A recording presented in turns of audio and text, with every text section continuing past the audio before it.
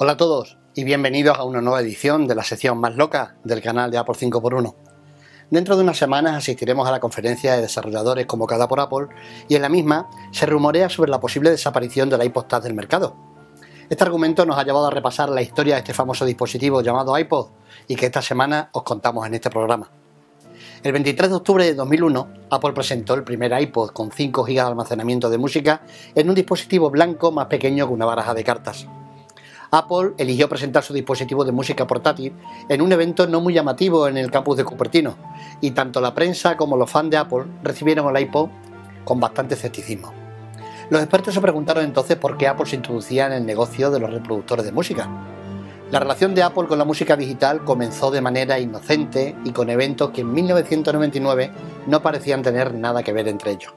Ese año, Steve Jobs descubrió el potencial de una tecnología casi en desuso, la tecnología FireWire. El estándar del bus FireWire permitía transmitir datos a unas velocidades increíbles comparadas con las típicas de la época. Apple se dio cuenta que con el FireWire los usuarios de Mac podían transferir vídeos tomados con cámaras digitales que ya usaban este estándar y editarlos en sus ordenadores. Fue entonces cuando Steve Jobs decidió que la siguiente generación de iMac incorporaría los puertos FireWire. Apple trató de aliarse con Adobe para desarrollar una aplicación para la creación y edición de vídeo de manera sencilla, pero Adobe rechazó la oferta. En ese momento, Apple se decidió a crear iMovie y convertir al Mac en el centro de su estrategia, siendo utilizado como el núcleo del universo de una expansión de contenido digital. A finales de la década de los 90, la música digital se había convertido en una gran noticia y el intercambio ilegal de música de Napster llevó el tema a los titulares de todo el mundo.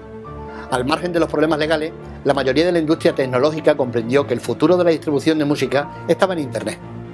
Alrededor del año 2000, Apple se dio cuenta de que había un gran agujero en su estrategia para entrar en el negocio de la música. Para rellenar este hueco, Apple compró los derechos de SoundYam MP, un reproductor MP3 para Mac muy conocido, y contrató a 3 de sus creadores para trabajar en Apple. Uno de ellos, Jez Robin, dirigía el desarrollo de una aplicación de música digital que nacería de la marca Apple. El equipo de Robin simplificó SoundYam y añadió la grabación de CD para así crear iTunes, que fue lanzado en enero de 2001.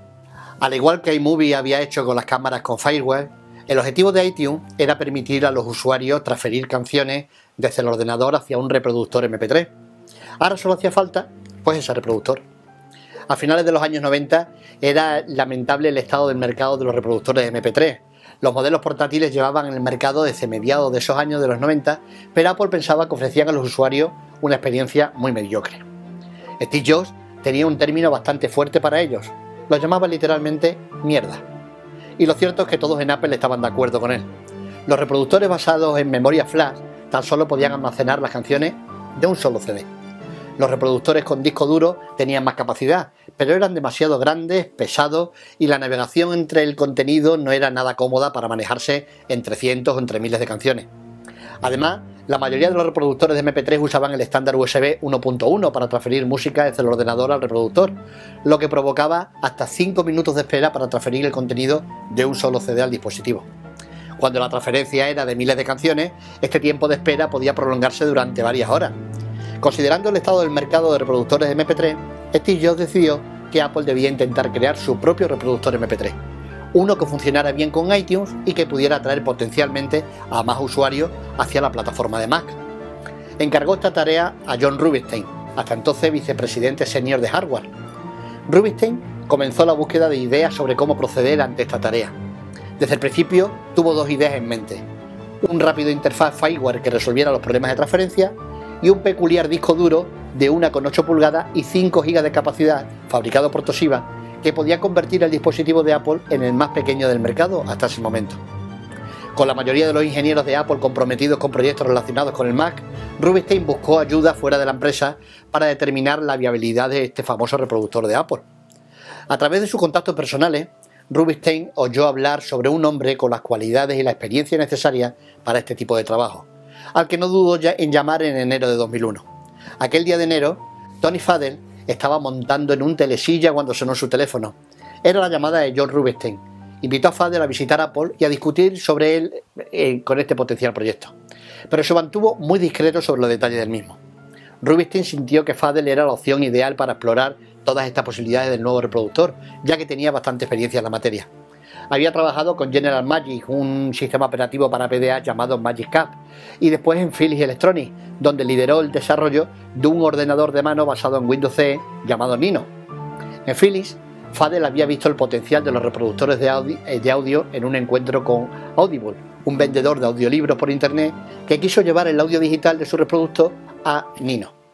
Fadel se consideraba a sí mismo un fanático de la música, disfrutaba pinchando música en cualquier evento durante horas y fantaseaba con que un día no tendría que transportar toda su colección de CD de un evento a otro.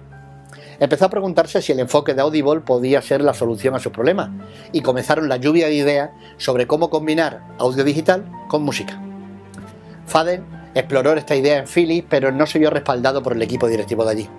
Después de un breve paso por Real Networks, Fadel lo abandonó para crear su propia compañía, que llamó Fuse Systems.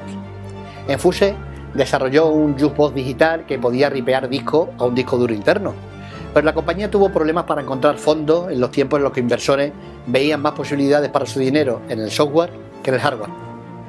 Fadel recibió la llamada de Rubinstein justo cuando Fuse se estaba quedando sin dinero. Fadel inició sus primeras conversaciones con Apple en febrero de 2001, pensando en un principio que Apple quería construir una PDA.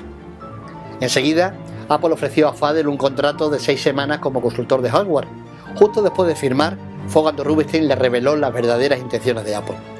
Apple pensaba que ellos podían introducir en el mercado un reproductor de MP3 mejor y le pidieron que hiciera algunos diseños, confesaba Fadel, en una entrevista que hizo para la revista Macworld en Estados Unidos. Tenía que decirle cómo podía construirse, qué tipo de componentes necesitaría, cuánto costaría y toda la investigación en el diseño básico de lo que llegaría a convertirse en el iPod.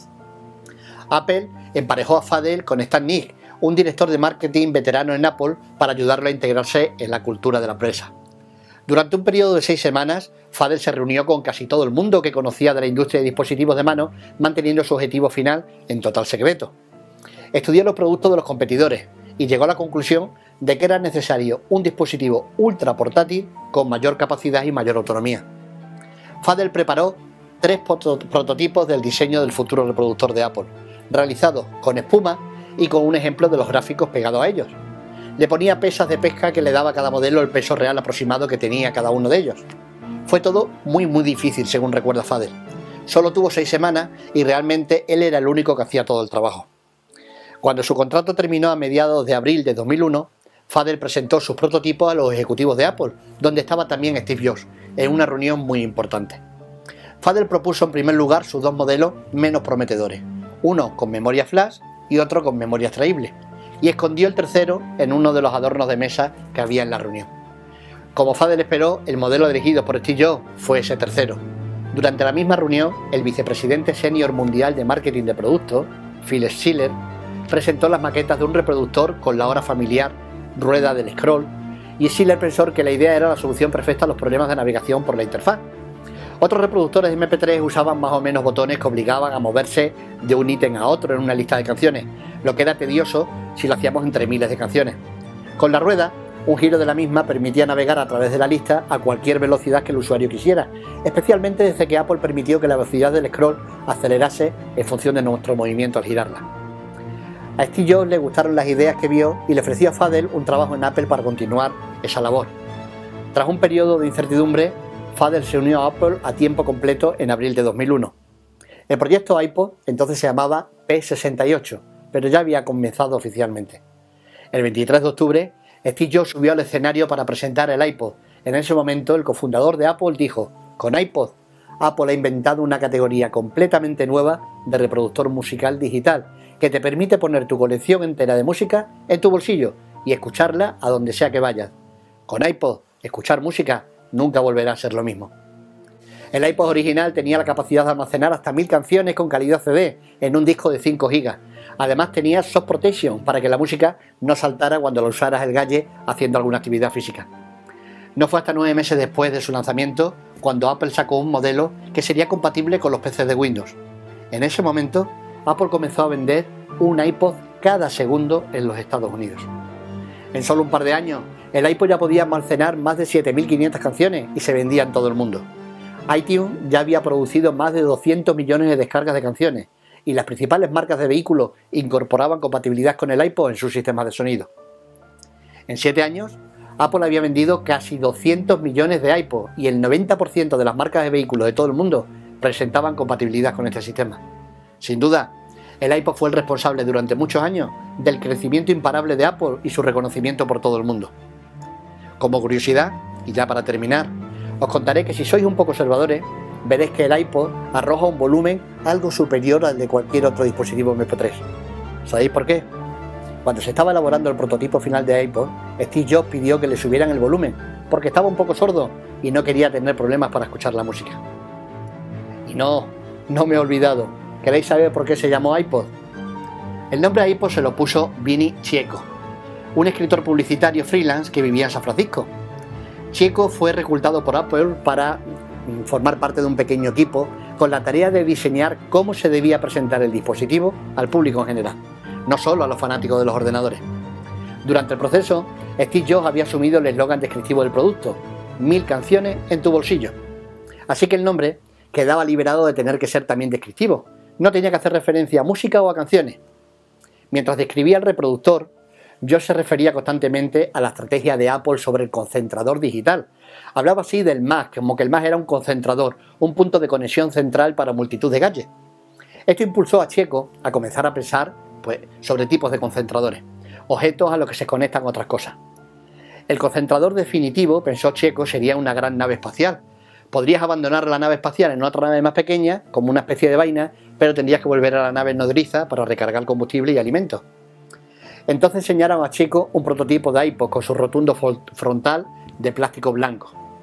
Y dijo él: tan pronto como vi el iPod blanco, pensé en la película 2001, una odisea en el espacio. Open the pod bay door, Hal. De esta forma, el protagonista pedía al ordenador central que le abriera la compuerta de salida de su pequeña nave extravehicular. El nombre de esa nave era Pod.